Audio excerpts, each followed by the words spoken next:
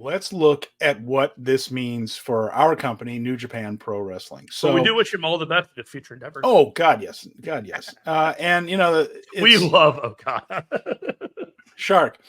The way they rebound from one of these things is New Japan's greatest strengths. And the weird part of me is almost excited for it, even though it obviously sucks we aren't getting NJPW Okada. A lot to unpack about a non-Okada New Japan Pro Wrestling. Let's start to break this down. Gedo has long used Kazuchika Okada as one of his, I call it, safety blankets. So this is one of these things where you can have Okada out of the mix. Remember Balloon Okada? Let's not remember that too hard. But he could go out of the mix, and then anytime Gedo wanted or needed him, he could plug Okada back into the main event picture, and it always made sense. There was never any rebuild really necessary. You give him a couple of strong wins, and he is either the champion or the top challenger. Mm-hmm. And now we are going forward without that safety blanket. And I wanted to look this up, and I didn't have time before the show, and I might do it while you're kind of talking here a little bit, Jeremy. Sure. When was the last time? I'll be listening, don't worry. But when was the last time there was a G1 where Okada was not either a top contender to win it or the champion coming out of it? Is it all the way back to 2011? Yeah, I think it has to be. Because he hasn't been hurt. He hasn't been. He hasn't had all these injuries. I think he's always been like a gatekeeper, if not the winner. Right? Yeah. It's like you always you get past Okada kind of thing, and yeah. Absolutely. I can't think of anything. So thinking about that takes away the safety blanket. So It also leaves us without a leader for Chaos, as Venkin mentions too. Now, there have only been 2 leaders for Chaos in its history. It was formed by Shinsuke Nakamura. Nakamura was the leader all the way until he left. Even though Okada was the world champion, Nakamura was still the leader. When Nakamura left, Okada obviously was the world champion and ascended to that spot basically by default. There was no announcement made. It was just, this is Okada's group now. And Gedo was there to kind of say things like that. Gedo, of course, was Okada's manager, not Nakamura's manager, which interestingly enough. But with him gone, what happens with Chaos? And my question to you, Jeremy, is not necessarily who takes over. Does Chaos continue as a group? You need something hot in order for that to move forward, because it just feels kind of dead in the water as of now. And I don't know what you do with that. And it's almost like you have Hontai, you could fold that all into each other and just kind of figure that out going forward. Because you have just this like super cluster of people beyond GOD and, kind of bring what's left of Bishamon over, whatever. I don't, have Ishii just be angry at everybody around him because there's no Chaos and he's the only guy left that wants to be there. But it just, I'm not sure if they want, or it's a good idea to perpetuate a stable with the guy that so clearly defined it for the last 7 years, just leaving. And maybe there's an angle, or maybe there's a match or something that they do at the very end, but it just feels like this is an opportunity, in all honesty, to just say fuck it and just go wild. Yes, and I agree. In with my that. mind, just fucking go wild. Yeah. It's like you've got Naito and you have him as the champion, and they want him to have this long reign. And that's fine. You can do all of that with everything else just completely going to shit in all of New Japan, between the stables and the fighting and the instability. Just blow it all up. See what happens. Focus on the new guys. Shota, Ren, Yoda, and Yuya. Make sure that they are front and center. Mm-hmm. But Naito can't be the workhorse. Who can be the guy right now that can run New Japan and be the workhorse, just top work rate player? Who is Shingo Takagi? That was my guy too. Yeah, Shingo Takagi. And I'm not saying that they're going to do that. Here are my thoughts on Chaos. Without Okada, Chaos is Bishamon, one of the best tag teams in the world, but not Goto and Yoshihashi aren't up in front leaders of a faction. Neither is Ishii. Just his presentation, he barely talks. I mean, sometimes he doesn't even do backstage comments. Part of his character. He's not going to be the leader of Chaos. Who, then now we're down to like, come on. Yep. So what are we left with?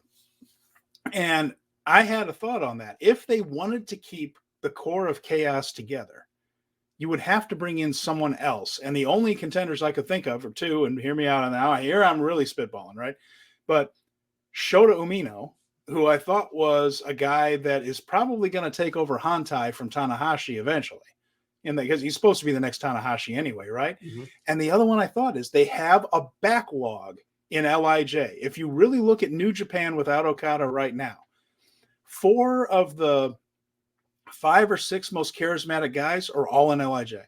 It's Naito, it's Shingo, it's Tsuji, who needs to stop losing, but we'll get to all that because the one theme that I've seen here is where everybody's mind went, and we've got the smart listeners, so they're on to it. But young guys need to come the hell up. Mm-hmm. And then Hiromu Takahashi. 4 of the 6, and I'm throwing Tanahashi because he's got that special connection with the crowd, and Umino, as far as people who are the most charismatic in a leadership way. We're in a crisis right now with that. Right now, David Finlay isn't quite ripe yet. We've talked about that. They're heading in the right direction with him, and he's doing his part, but I don't think people see him as a main event guy yet. United Empire is going to be headless in just a little bit. We know that Just 5 Guys doesn't have a top line guy in it. They tried with Sonata. We saw it. Wasn't so good. LIJ is the only one with like a charismatic leader right now. And my thought on that is maybe it is time, with all this happening, for not necessarily to take over Chaos specifically, but for Shota Umino and or Shingo Takagi to step out of the shadows, gather a group of guys and saying, this is my crew. And, Shingo doesn't have to turn on Naito. Yep. He could just say, I've accomplished everything I've wanted to with this place, and you guys are good. You've got a great crew, but I feel like it's time for me to go out on my own and strike out on his own. And maybe gather up a group of guys. Shota Umino could do the same thing. This is my crew. Hey, Bishamon, you're one of the best tag teams I've ever seen. Join me. Let's go. And come to the forefront. Yes. This is a chance for them to really shake things up. And with a lack of leadership around everything except LIJ, now's the time for that. Mm-hmm. And I feel strongly that those are 2 guys that you could legit put in charge of a faction and the fans would take it seriously. Yep. As opposed to some of the leaders they have now. I think the fans know that Sonata's an upper mid-card guy. Finlay's not there yet. We don't know what's going on with United Empire. I think United Empire is going to continue, by the way, because I think they want to do the Bullet Club thing where it's in multiple companies. So those are just some spitball ideas I had, Jeremy. I'm going to shut up and let you talk for a little bit now. In addition to Shingo, I think Zack Sabre Jr. is also going to be in a very viable position going forward. Me. No, you're correct. TMDK, I did leave them out. I'm sorry. No. They're Zach's the most going to be stable. Top Corner now. They're the most stable, faction that just can come in and upend anything. And I think guys like Bad Dude Tito right now might have a real opportunity. Lawler and Wrecking Crew and all those guys, there might be some opportunities there going forward. Just because there's a vacuum at the top means there's going to be more opportunities underneath to climb upward. So I'm feeling good about the opportunities there. When it comes to Hiromu, he's the wild card in all of this. He's the guy that if they looked at him and said, you are going to be our future star, I have no doubt that they could make it work. But I don't know if they see him like that.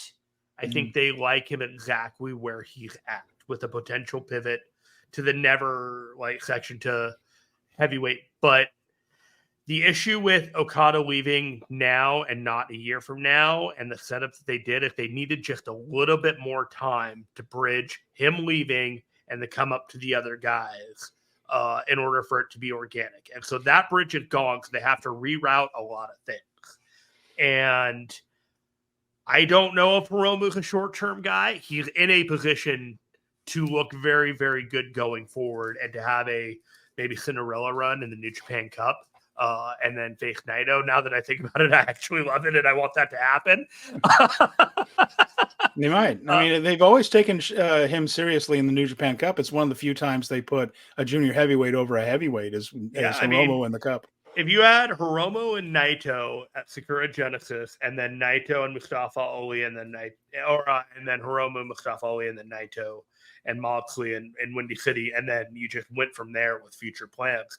That's a great little journey and setup, at least for the short term.